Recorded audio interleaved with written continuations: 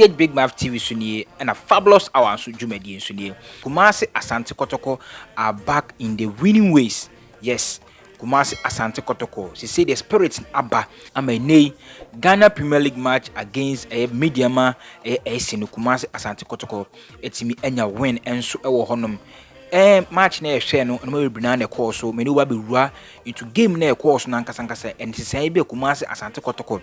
so mo ye na bo mo mutimi dem eto so wini na sa lose na draw no intimi emabiem and Kumasi Asante Kotoko needs to do these changes no abeboa ama team no enkan kon abaso ye pa and Kumasi Asante Kotoko against Medeama no omo ye 6 good changes. Omo 6 good changes. Abrante fene Frederick Asare etimi ebeda pomu no me say season ya say na Abrante fene Danlad Ibrahim ana na eda post mu edema Kumasi Asante Kotoko. The last time Frederick Asare etimi eda pomu ema Kumasi Asante Kotoko was Kotoko against Gold Stars and Abrante fene Frederick Asare etimi eda post mu edema Kumasi Asante Kotoko. Since then no na untimi enya akwanya emesi akan anase emeda pomu emfama Kumasi Asante Kotoko. So Kotoko against Medeama na Abrante etimi nya akwan ebeda pomu edema Kumasi Asante Kotoko. No redeem so ebe replace Abrante feno Sheriff enso ho and Abrante feno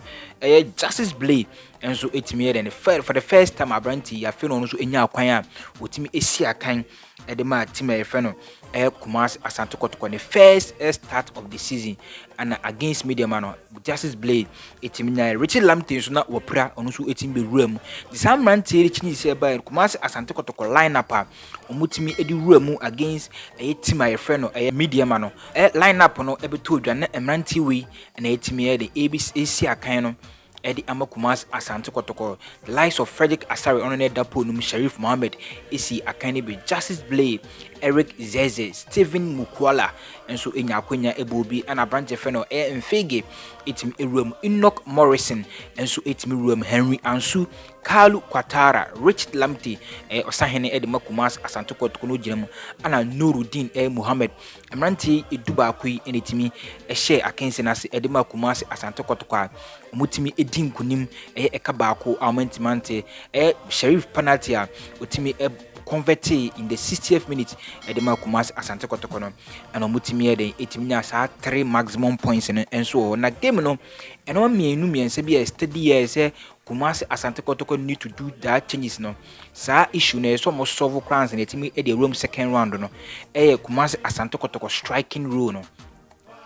against Medeama na adeba akwa you notice in pa ne say Abrante feno Mukwala pe and I think say o push more harder Nemum Abrante feno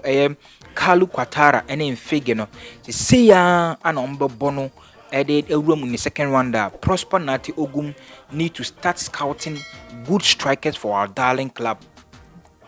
Prosper Nati Ogum here say or Sasha scouting a good strikers. Nobody be partner Abrante feno Stephen Mukwala because Kalu Kwatara ne not ball control crown wedding. Ne passes no final third passer about Makono ana enkuyi and I'm fagin so the form no ba neighbor from ba and neighbor from so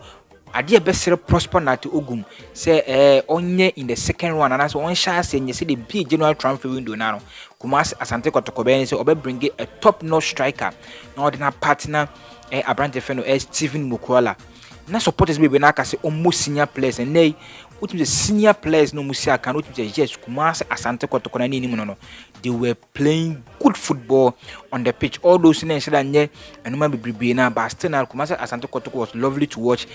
Sunday afternoon more 8 minute team friend Medeama is here kind the likes of Eric Zeze Justice Blade mo down dom Kumasi Asante Kotoko was very lovely to watch. So Prosper Nati Ogum idea Shwani say you need to add up a top strikers no more me partner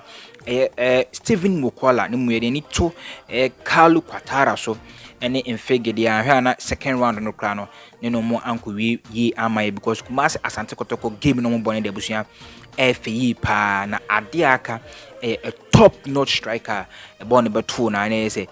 wa finish game no ediama den Kumasi Asante Kotoko so abusia ma me hu adwenche comment section honum And if born a boat here a Medeama, how do you see Kumasi Asante Kotoko performance no? You be here say but to strike abako and as a top notch striker me no be Edabeka a brand friend Steven Mukola because Kalu Kwatara ne there. Not and I'm faking so performance on so deep. So abusia I'm who adwin share our comment section on subscribe to channel so subscribe FM me na turn on the notification button no. So there be a drop new content about Kotoko, you will be the first person abusia on sa ebere ebeka sa video no. Aha Ghbigmouth TV.